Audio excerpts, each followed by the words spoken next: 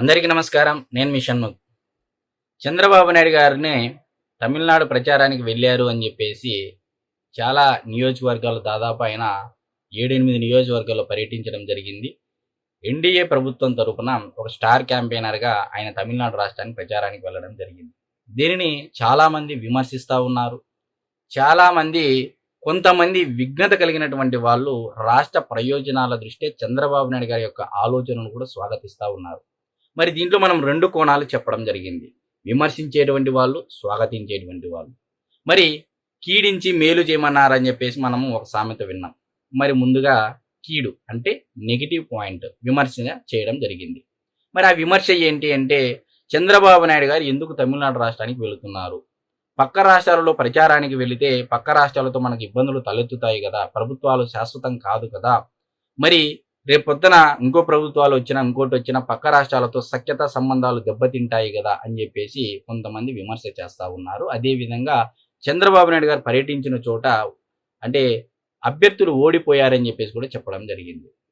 ఇక్కడ చంద్రబాబు నాయుడు గారికి ఇచ్చినటువంటి బాధ్యత ఏంది? ఎన్డీఏ ప్రభుత్వం పొత్తు ధర్మంలో భాగంగా, మిత్రధర్మంలో భాగంగా చంద్రబాబు నాయుడు గారి పైన పెట్టినటువంటి బాధ్యత ఏంటి అంటే తమిళనాడు రాష్ట్రానికి వెళ్ళి అక్కడ ప్రచారం చేయాలి అని చెప్పేసి ఎన్డీఏ ప్రభుత్వం అనగా అధిష్టానం, బీజేపీ అధిష్టానము ఒక ఆదేశం ఇవ్వడం జరిగింది. ఆయన పుత్రుధర్మం, మిత్రధర్మం పాటించి ఆయన తమిళనాడు రాష్ట్రానికి ప్రచారం వెళ్ళడం జరిగింది. ఇక్కడ ఒక తమిళనాడు రాష్ట్రానికి కాదండి, బీహార్ రాష్ట్రానికి వెళ్ళడం జరిగింది, మహారాష్ట్రకి వెళ్ళడం జరిగింది, ఢిల్లీకి వెళ్ళడం జరిగింది. మరి ఇప్పుడు వైఎస్ఆర్సీపీ పార్టీ శ్రేణులు దొరికిందే తడవుగా తమిళనాడు రాష్ట్రంలో ఉన్నటువంటి అభ్యర్థులు ఎవరైతే ఓడిపోయారో వాళ్ళని కమెంట్ పెట్టడం జరిగింది. ఇక్కడ వాళ్ళు గమనించుకోవాల్సినటువంటి విషయం ఏంటి అంటే ఇప్పటికే 3 రాష్ట్రాల్లో చంద్రబాబు నాయుడు గారు ప్రచారం చేసినటువంటి 3 రాష్ట్రాల్లో ఎన్డీఏ ప్రభుత్వం విజయకేతనం ఎగరవేసింది అనేది మర్చిపోయి తమిళనాడులో 6 మంది అభ్యర్థులు ఓడిపోయినటువంటి అంశాన్ని ముందు తెచ్చి ఒక నెగిటివ్ అంశాన్ని దానికి కూడా తెలుగుదేశం పార్టీ శ్రేణులు వాళ్ళ ట్రాప్లో పడి చంద్రబాబు నాయుడు గారి యొక్క ఆలోచనను పూర్తిగా గమనించుకోకుండా విమర్శ చేస్తూ ఉన్నారు. సరే, ఇదైతే విమర్శ చేశారు. సరే, ఇప్పుడు స్వాగతించినటువంటి వాళ్ళ యొక్క ఆలోచన ఏంటి అనేది మనం ఒకసారి గమనించినట్లయితే మరి వీరికి విఘ్నత ఉంది అనేది కూడా నేను ఒక మాట అన్నానండి. మరి ఈ విఘ్నత అనే మాట నేను ఎందుకు వాడుతున్నా అనేది కూడా ఇప్పుడు మీకు చెప్పేటువంటి ప్రయత్నం చేస్తా.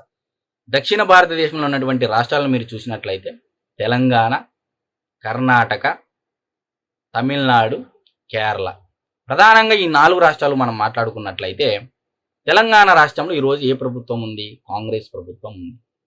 కర్ణాటక రాష్ట్రంలో ఏ ప్రభుత్వం ఉంది? కాంగ్రెస్ ప్రభుత్వం ఉంది.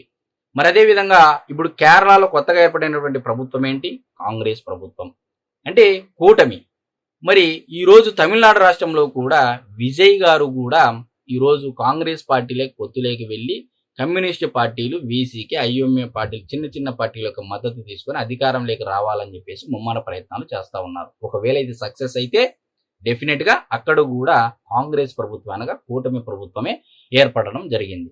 మీరు బాగా గమనించినట్లయితే చంద్రబాబు నాయుడు గారి యొక్క చాణక్యం అర్థం కానటువంటి వారు, కేవలం చంద్రబాబు నాయుడు గారు రాజకీయ ప్రత్యర్థి కాబట్టి వైఎస్ఆర్సీపీ పార్టీ శ్రేణులు ఏదో ఒకటి బురద చల్లాలి కాబట్టి, గుడ్డ కాల్చి ముఖాన వేయాలి కాబట్టి ఏదో వాళ్ళు విమర్శ చేస్తూ ఉన్నారు. కానీ రాష్ట్రం మీద ప్రేమ ఉన్నటువంటి వారు, రాష్ట్రం సర్వతోముఖాభివృద్ధి చెందాలనుకున్నటువంటి వారు, మరి రాష్ట్ర జీడిపి, జిఎస్డిపి, రాష్ట్ర ప్రజల యొక్క ఆదాయ ప్రమాణాలు, జీవన ప్రమాణాలు, రాష్ట్ర ఖజానాకు రావాల్సినటువంటి ధనము ఏ విధంగా రాబోయే 3-4 సంవత్సరాలలో అభివృద్ధి చెందుతుంది, క్యాపిటల్ ఎక్స్పెండిచర్ ఏ విధంగా ఖర్చు పెడుతున్నారనేది చంద్రబాబు నాయుడు గారిని సున్నితంగా గమనించినటువంటి వారు విఘ్నత గలవారు అని చెప్పేసి నేను ఇప్పుడు చెప్పేటువంటి మాటలు. మరి మీరు బాగా ఈ 4 రాష్ట్రాలలో కాంగ్రెస్ ప్రభుత్వం ఉంది. ఈరోజు ఉత్తరాదిన దాదాపు ఇప్పటికే 18 రాష్ట్రాలలో బీజేపీ రాజ్యాధికారం పొందింది. మరి పొత్తు ధర్మంలో భాగంగా 3 లేదా 4 రాష్ట్రాలలో పొత్తులో ఉండడం జరిగింది.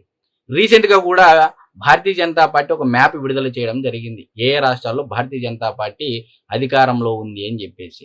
మరి ఇటువంటి పరిస్థితుల్లో రాష్ట్ర ప్రయోజనాల దృష్ట్యా ఒకవైపు ఎన్డీఏ ప్రభుత్వం అనగా కూటమి ప్రభుత్వం, చంద్రబాబు నాయుడు గారితో కూడినటువంటి కూటమి ప్రభుత్వము సూపర్ 6 హామీలు కానీ, రాష్ట్ర ప్రయోజనాల, ఉద్యోగస్తులు, రైతులు, నిరుద్యోగులు ఇచ్చినటువంటి హామీలు, సూపర్ 6 హామీలు, ఇవ్వగలం హామీలు అన్నీ నెరవేర్చుకుంటూ ముందుకు వెళుతూ గత 5 ఏళ్లలో జరిగినటువంటి ఆర్థిక విధ్వంసాన్ని తట్టుకోవడానికే దాదాపు 1.5 సంవత్సరం టైం పట్టిందనేది రాష్ట్ర ప్రజలు గమనించగలరు.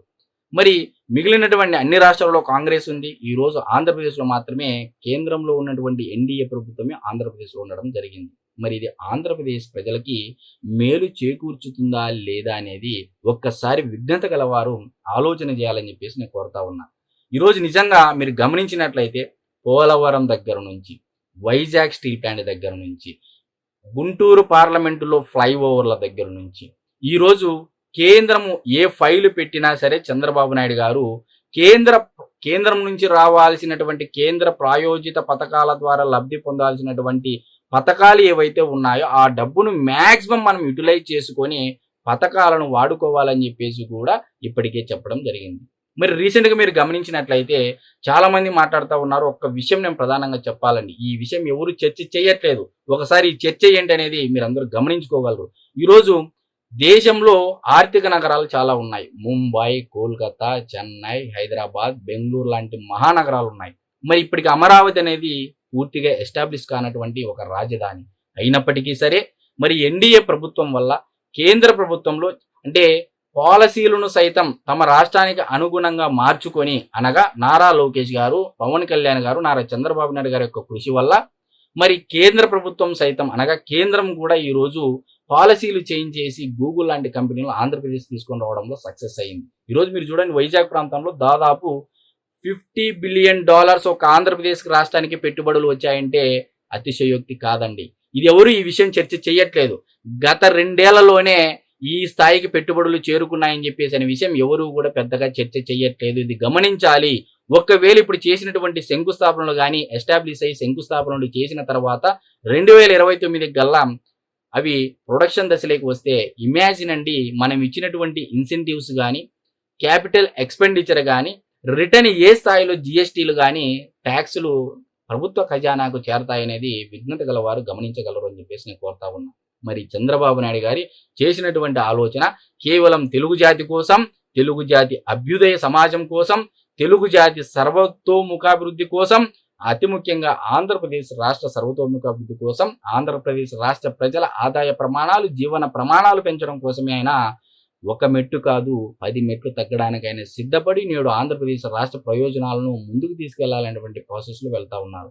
వీలైతే చంద్రబాబు నాయుడు గారికి సహకరిద్దాం. దయచేసి ఈ నెగిటివ్ కామెంట్స్ను పట్టించుకోకుండా రాష్ట్ర ప్రజలు గమనించుకోవాలి అని చెప్పేసి నేను మీడియా ముఖంగా కోరుతా ఉన్నా. అందరికీ నమస్కారం.